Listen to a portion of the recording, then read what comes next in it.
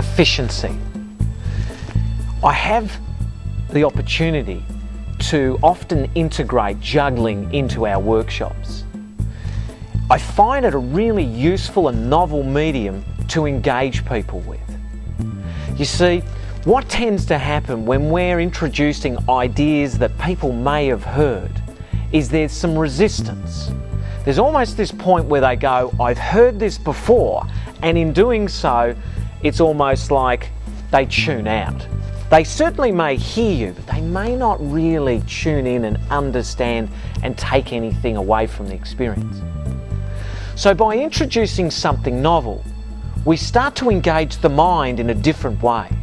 You see, the mind receives around about 40 watts of energy a day. That's not a great deal. So it works on this efficiency model that if it sees something that it recognises and it can quickly find a match. So if I say something and they understand it and they go, I've experienced this before, they'll move on to the next step and perhaps miss what the key message was. So with the idea or the principle of efficiency, they're constantly selecting and rejecting. So we need to engage who we're communicating in a very, sometimes, let's say, entertaining way, so that they do hear what is the message.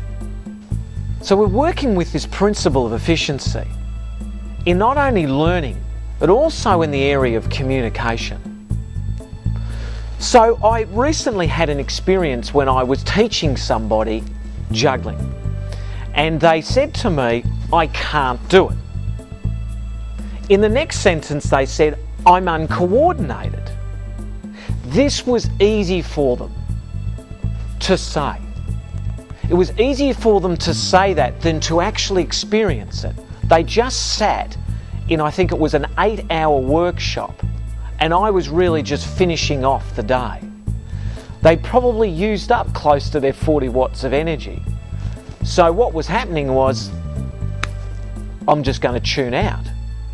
So I had to work fast and engage this person. And I started them off with one ball.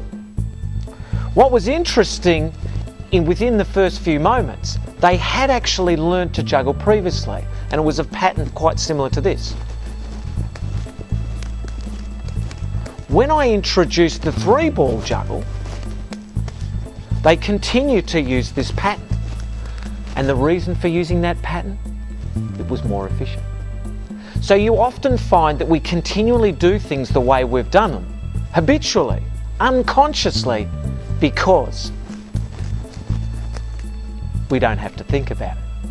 So when you're thinking about efficiency in the area of communication, just keep in mind that often people, even though they may have sat in the same room and heard your message, may continue to use the same pattern, the same process or system that they've always used, because it's the path of least resistance. Think efficiency. At what cost? Thank you for watching this video.